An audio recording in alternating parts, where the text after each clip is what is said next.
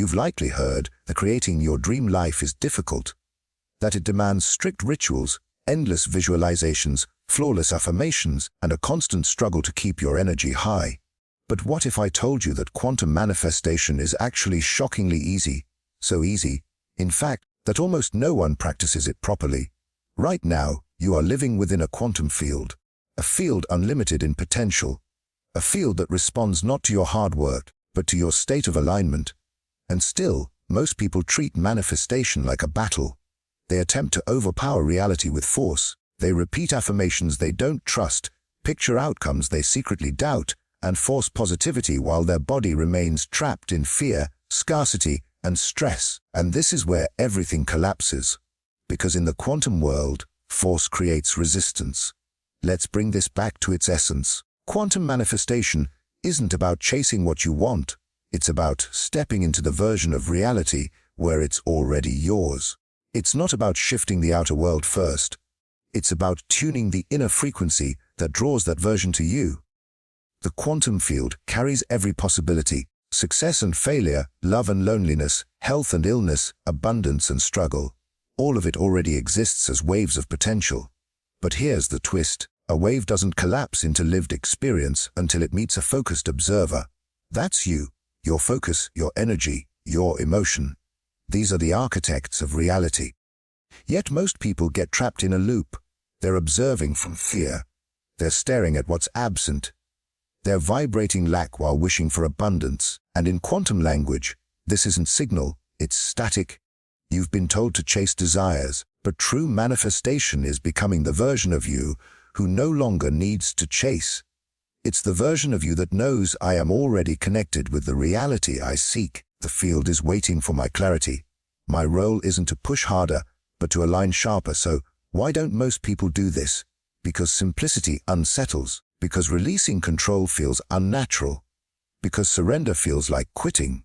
But here's the paradox nobody highlights. The very moment you stop clinging, the field can finally hand it to you. Let me give an example.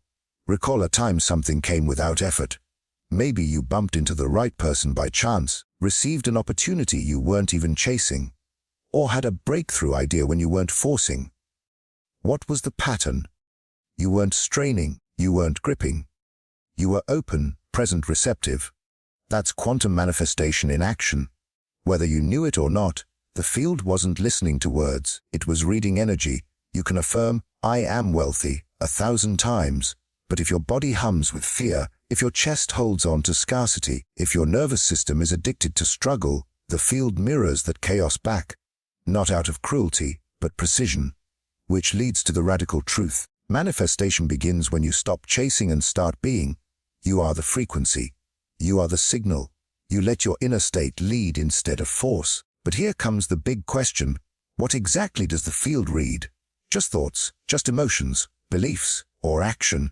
And how do you align them all so the message is clear? This is where most teachings fail.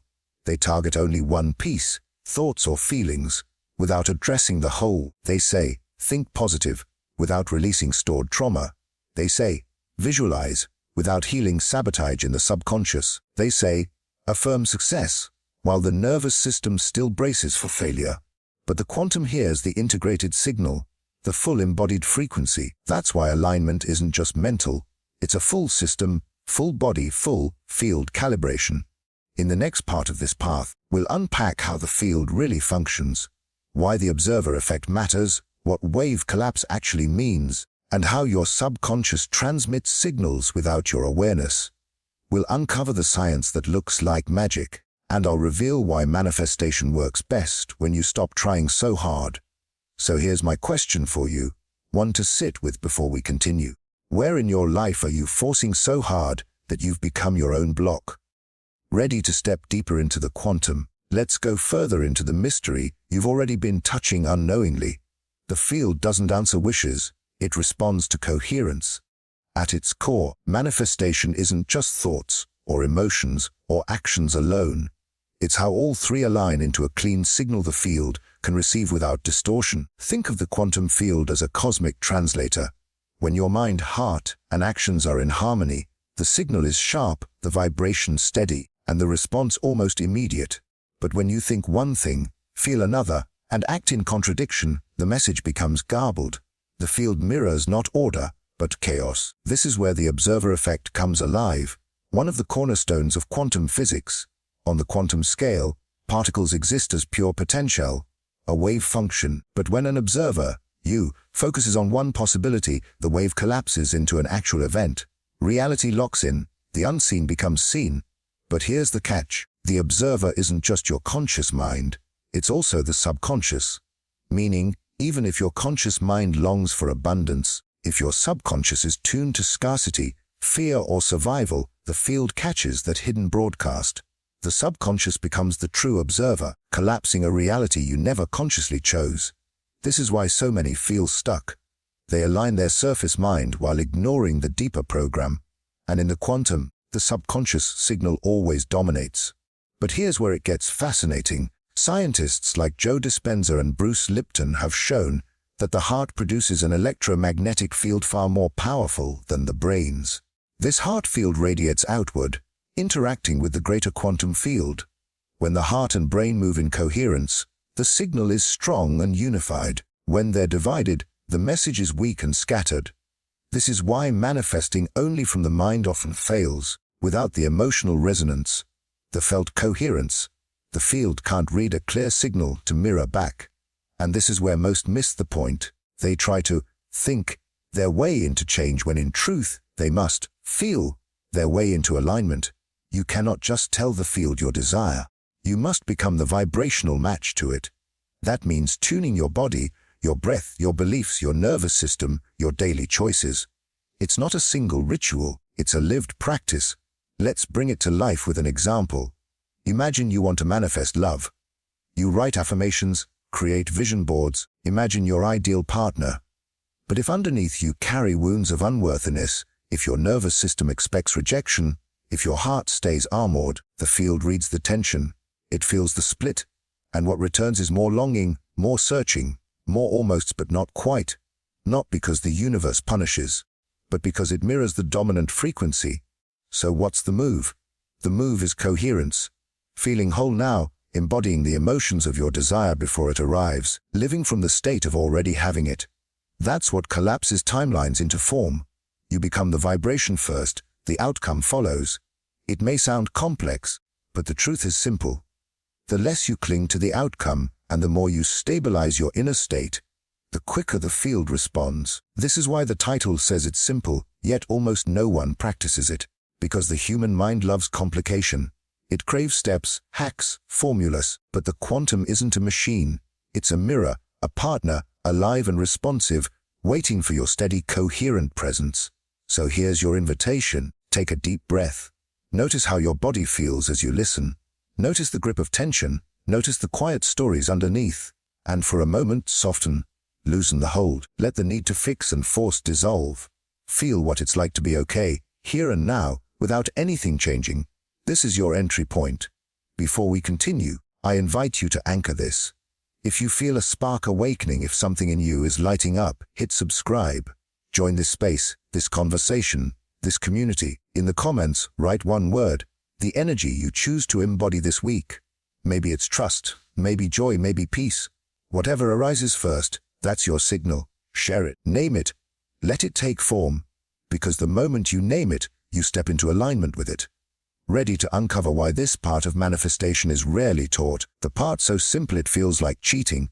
Let's step into the next layer. Why is it that almost no one actually does this? Why, with endless books, seminars, and videos, do most remain stuck, frustrated, disappointed? The reason is simple yet uncomfortable. Because letting go feels unnatural.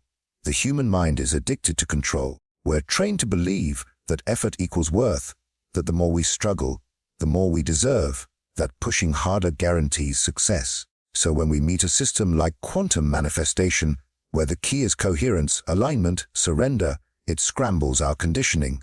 We keep forcing results, even though forcing is the very frequency that tells the field we don't trust. Let's examine this. Most who fail at manifestation are caught in what I call the control trap. They constantly check results. They visualize wealth but stare at their bank account with anxiety. They script love but obsess over texts and dating apps. They declare health but scan their body for symptoms. In doing so, they send mistrust into the field. They say one thing consciously, but broadcast the opposite unconsciously. Why does this matter? Because the quantum doesn't speak English or Spanish or any language. It speaks energy, and energy never lies. You may say all the right things, but if your body braces for loss, if your mind spins in doubt, if your chemistry floods with cortisol, the field hears that deeper signal.